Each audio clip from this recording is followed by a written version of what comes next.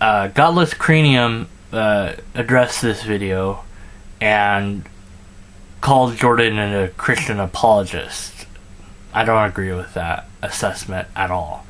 What we've got here is failure to communicate.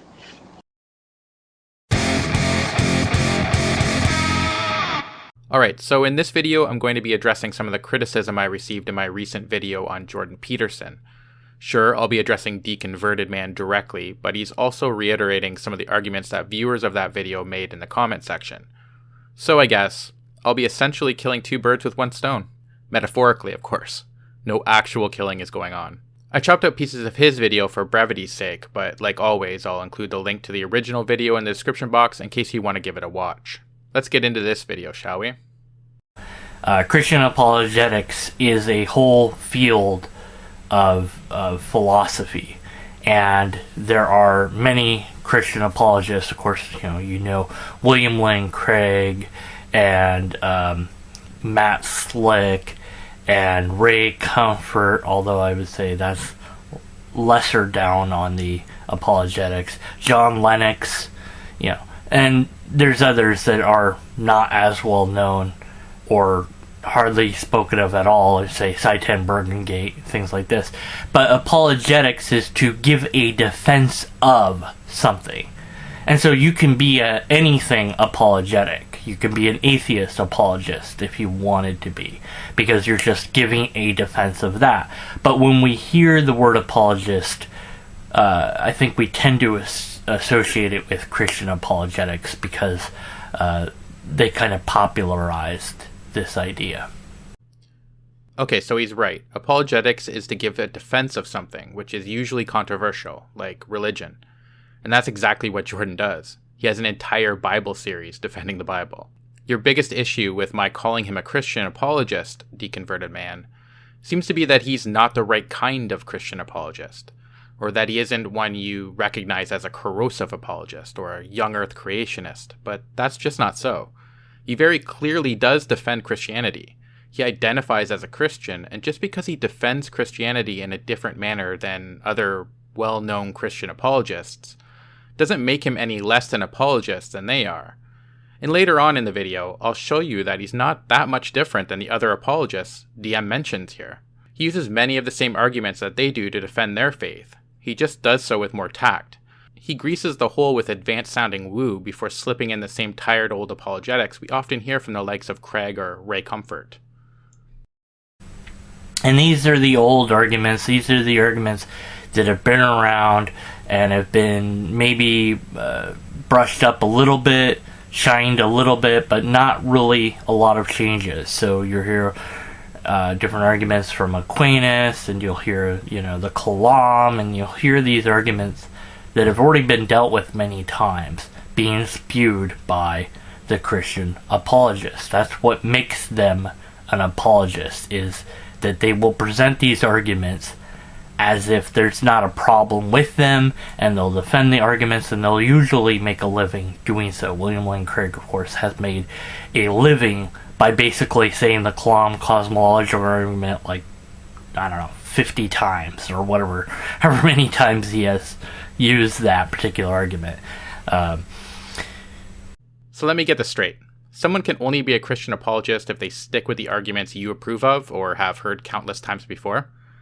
You're just going to ignore the definition you gave earlier because reasons. And as I pointed out in my last video, he does make a living doing this. His body of work consists of more than just Christian apologetics, but a portion of it does have to do with Christian apologetics, and he's making a very nice sum of money because of it. But Peterson is not that, because when I've heard him speak about religion, he does so very carefully. When lecturing and it comes up, because God and faith and religion and Christianity and other religions are going to come up during intellectually heavy lectures, especially when you're trying to talk about how people's brains work, and God is a big part of a lot of people's way of thinking. So to not mention it would not be very good. Yeah, he does discuss religion very carefully. He tries hard to sidestep the supernatural aspects, while simultaneously not acknowledging that they're nonsense. Just like the clip I showed you in the video you're criticizing, where Jordan squirms his way out of answering whether or not he believes in the resurrection.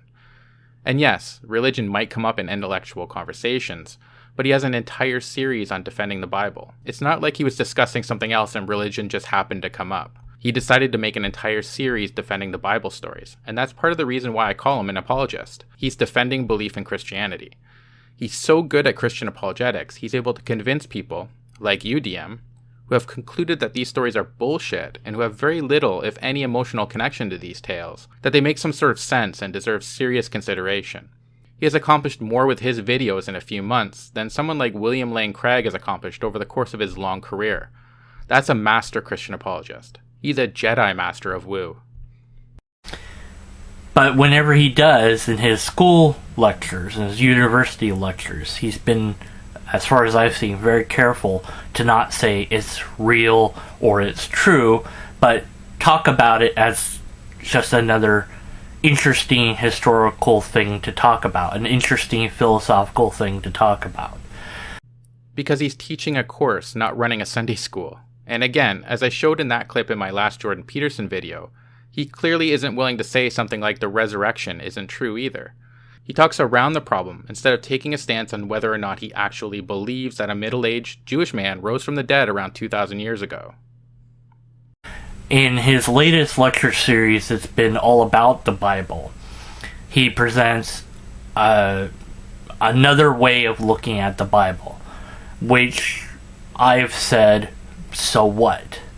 Because, and what I mean by that is, although it might be interesting to listen to, and I have listened to a couple of them at least, and I do find it interesting because it's another way to look at this idea, but it is a so what to me because it is just one more way of looking at this particular text that is out there.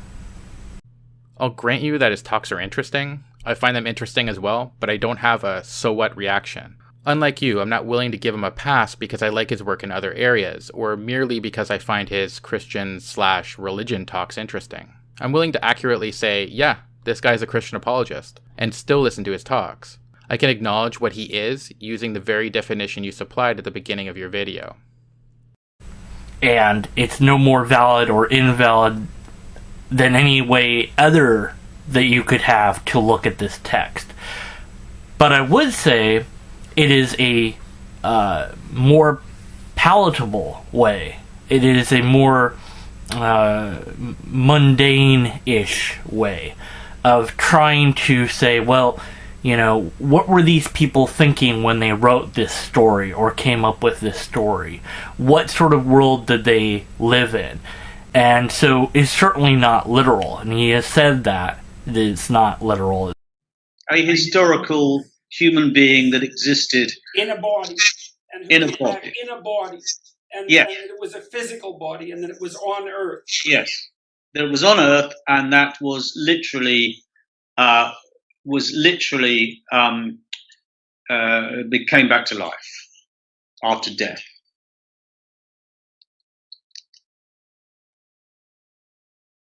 I would say that at the moment I'm agnostic about that issue. Not literal, huh? Did I miss something? Let's watch it one more time to make sure I wasn't misreading the situation, okay? And so it's certainly not literal, and he has said that it's not literal. A historical human being that existed in a body, and in a body, and yes. It was a physical body, and that it was on Earth. Yes, that it was on Earth, and that was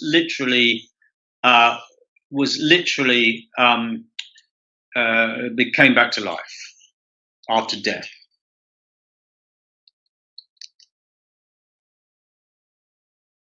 I would say that at the moment I'm agnostic about that issue.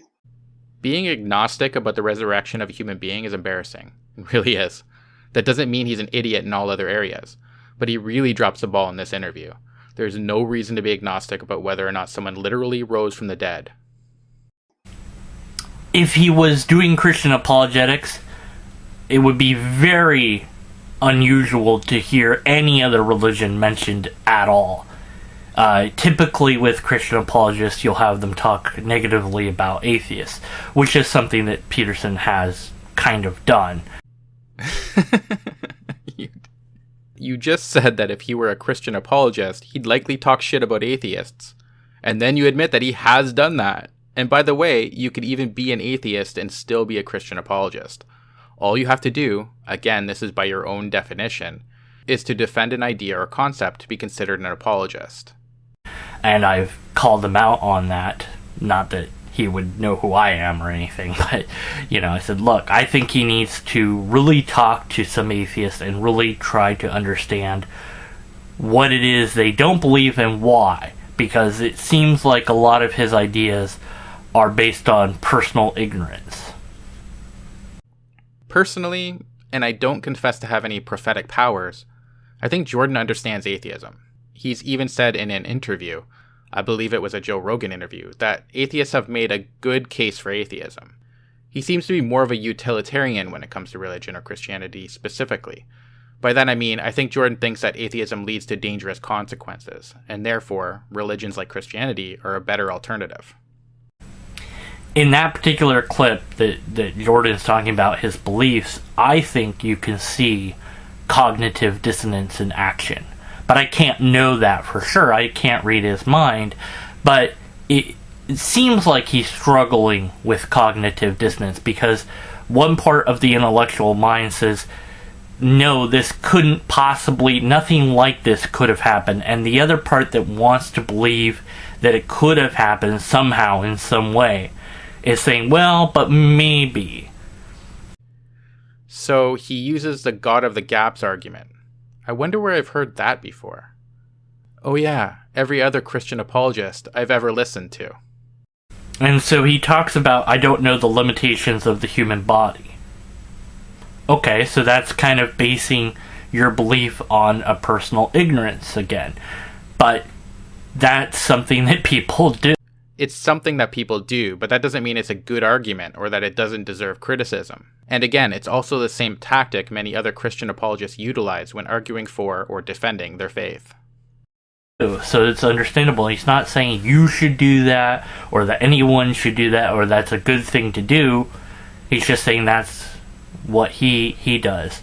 And the agnostic stance that he takes in regards to whether or not the resurrection happened is the most moderate stance that somebody could have. So if somebody is believing in a God, which many people do, and it happens to be this particular Christian God, I would much rather that they believe in this way, that they are more uncertain about it, that they're questioning it and saying, well, maybe it's true, maybe it's not true, and I don't know which one, and maybe we can never figure out which one. That's at least a intellectually honest approach. It's not intellectually honest. An intellectually honest approach would be to say that there is no evidence for the resurrection, or that people 2,000 years ago could rise from the dead. Therefore, there is no reason to believe it happened. That's atheism 1.0. Even the interviewer seemed shocked that Jordan was taking a literal reading of the Bible seriously, because it's a ridiculous stance. And just because it's a more moderate stance doesn't mean he's not a Christian apologist. You could argue that on a spectrum, Jordan is more palatable than other Christian apologists, but I honestly view him as far more dangerous because he's able to convince atheists that Christianity has merit, and that the resurrection story might make some sense, and that other supernatural claims might not be as far-fetched as they seem at face value. People like William Lane Craig aren't likely to be able to pull that off on a consistent basis. Jordan Peterson can and has. He's far more effective at Christian apologetics, in my opinion. The lectures on the Bible are something of interest in the sense of here's another way to look at the Bible. Here's a more modern way, a less dogmatic way. And I think that's a lot better than what the theists have been giving us for years. You won't hear a Christian apologist say biological evolution is true. hands down, no problem with it. My tentative inclination is to say that Genesis 1 is figurative language that is not meant to be taken in a literal sense, and that therefore it is quite compatible with any sort of theory of biological evolution that might be on offer. So that the question of the origin of life and biological complexity, for me, is not a biblical question, it's a scientific question.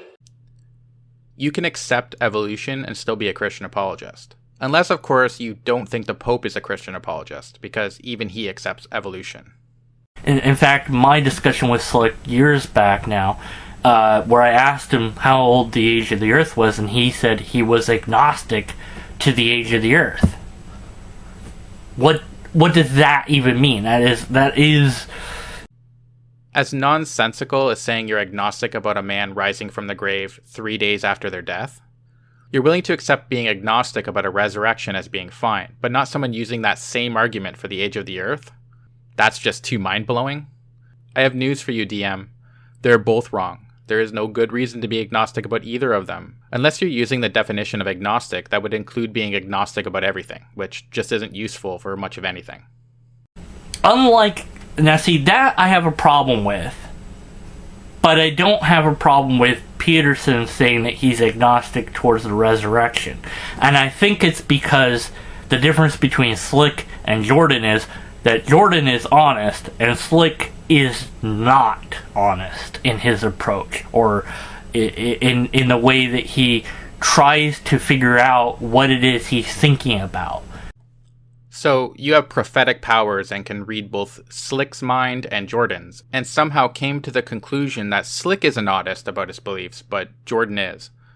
I'm willing to take them both at their word. Slick says something ridiculous, Jordan says something ridiculous. Jordan doesn't get a free pass because I like him better than Slick. Let's at least strive for some consistency, okay? What else? I think that's really all I wanted to say. Not to say, hey, that guy, Godless Cranium, is wrong. Probably doesn't even know really who I am or whatever. I mean, I briefly sent an email to him and briefly interacted, but other than that, I have nothing against the guy or anything like that, so. Oh, I know who you are. It's my attempt at an evil laugh. But all kidding aside, I appreciate the criticism and thanks for making the video, DM. The same goes for those who took the time to type out replies in my previous video about Jordan. That's it for this video, but before I go, I just wanted to leave you with this intro by Logic a few videos back. I think it's extremely relevant to the conversation about people like Peterson and the talk about Christianity and Islam. That's it for today. I hope you enjoy the rest of your day. Take care and cheers. But before we really get into this, let me say something to anyone who clicked on this video based on the thumbnail, thinking that it's a video about Christianity being a threat in and of itself rather than being based on a threat. It's actually a really relevant question these days. When I make a video about Christianity, I tend to get Christians commenting on my videos telling me, Christianity isn't a threat. You should be spending your time dealing with social justice and Islam. Those are the important subjects today. And weirdly enough, it's not just Christians who do that. I've even run into a lot of atheists who say the same thing, thinking that the threat of Christianity is totally neutralized in the world and there's nothing left to be done. Or that Christianity is an ally against social justice and Islam, and so nobody should ever criticize it, because that might alienate our allies. Well, they're all wrong. Sure, it's absolutely true that there are various other ideologies that also have to be talked about, but enemies that you think that you've defeated and you're not paying attention to anymore can be just as dangerous as the ones you're actively fighting at the moment. And that goes double when you haven't actually even weakened that enemy. Even in just the context of YouTube, where people tend to think that the atheists took over a long time ago, Christianity is strong, and it's getting stronger. In fact, it's flourishing more than it ever has, with more audience than it ever had, and in some ways it's getting crazier than it ever was. is. But regardless, it's still pushing the same kinds of credulity and misanthropy that it always did. And in the offline world, especially in America, it's even worse. It just keeps on spreading its poisonous lies and discouraging critical thought. And any belief system that orders you to turn off your critical faculties should be discussed and debunked. And in the American context, the number one culprit for that is Christianity. I know the new popular thing to blame is social justice, and yes, that's true to a large extent, but Christianity is still worse. And yet, on YouTube, it's a rare subject for criticism these days, and it should make you nervous when the most powerful force for the advertisement of delusion in your country is the one that receives the least attention. So as always, I'm gonna criticize Christianity and Christians when I feel like it, and I hope that more content creators will join me in doing so. And if just criticizing the ideology of people who are supposedly my allies in opposition to other ideologies is enough to alienate and lose those allies, well, so be it, because in that case, it sounds like their alliance is only a technique to manipulate me into self-censorship. It's not gonna happen.